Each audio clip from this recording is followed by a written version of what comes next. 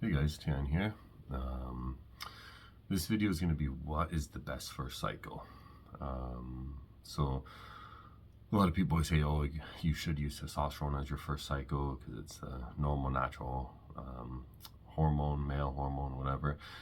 And they completely exclude the whole reason why anabolic androgenic steroids were made, basically after testosterone. All the other steroids made were made to literally have more benefits with less negatives. Now that always obviously didn't turn out exactly as planned. Some, ended up obviously having more androgenic side effects, but there's still, a reason for those, particularly in things like breast cancer treatment and so on. So anyways, yeah, everybody's suggesting testosterone as a first cycle is probably one of the worst ways to go about things, especially as a first-time user. Most first-time users, you always read online, people are scared about shutdown, scared about acne, balding, gyno, etc. And testosterone is one of the worst for most of the side effects. You look at studies even on TRT, 24 to 75% of men get gyno or gynecomastia-like symptoms. Acne's probably one of the most rampant on testosterone as well. Balding, hair loss is very high up there as well.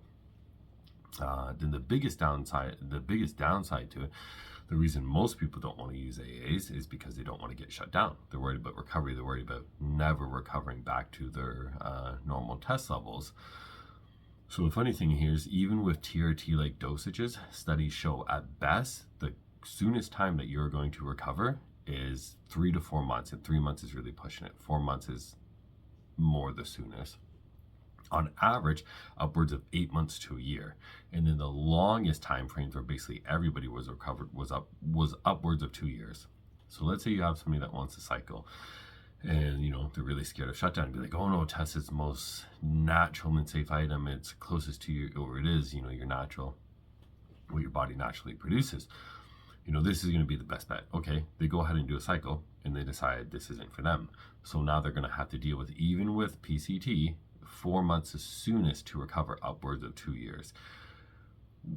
Why would it be better for somebody to be completely shut down for upwards of 2 years with low hormones versus running something that doesn't shut you down? Example, like many of you seen in my prior videos I've talked about recently, such as D-Bol or Halo.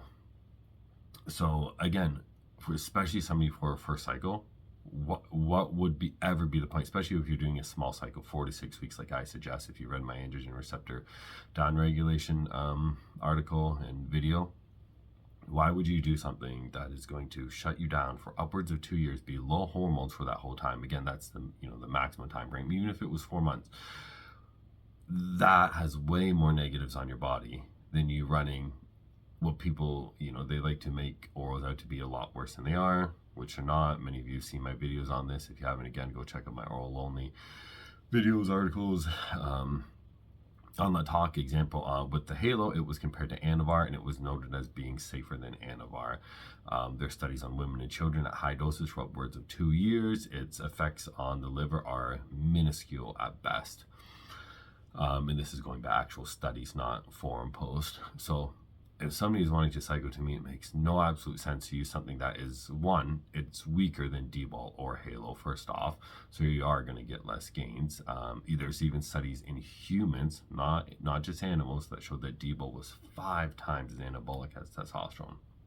So especially if you want to do a low dose, let's say you literally wanted to just do a 10 milligram cycle of D-Bol a day, that's going to be much more stronger than testosterone at 10 milligrams a day, which isn't even a cycle. It's basically TRT. Well, it is. So yeah, if somebody's going to go do a first cycle, you're risking immense amount of more sides, gyno, acne, balding, than Halo or D-Bol. And again, this is all proven in science. The D-Bol and Halo specifically was tested for women and children highly, wanting to avoid the typical androgenic sides like acne, hair loss, etc. So you are literally getting something on paper that is beyond well proven, that has less of the typical sides, is very, very safe on the liver, extremely safe, and there's no need for high dosages. It's much more anabolic, and when you come off, there's no shutdown. Example with Halo, testosterone was unaffected, LH was unaffected, FSH was unaffected, and again, the studies were upwards of 2 years.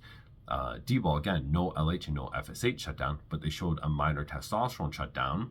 But again, because LH and FSH was still firing, the second the testosterone it was detecting, aka the D-ball, the second that was out of the system, because LH and FSH was still firing, testosterone came right back to normal basically the second they got off of it.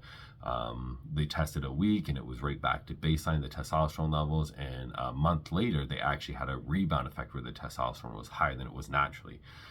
So again, you're going to get no shutdown, no 4 to 2 years of shutdown of low hormones if you decide this isn't for you. 2, you're going to get better gains. 3, an amazingly safe safety profile based off, again, women and children, upwards of 2 years.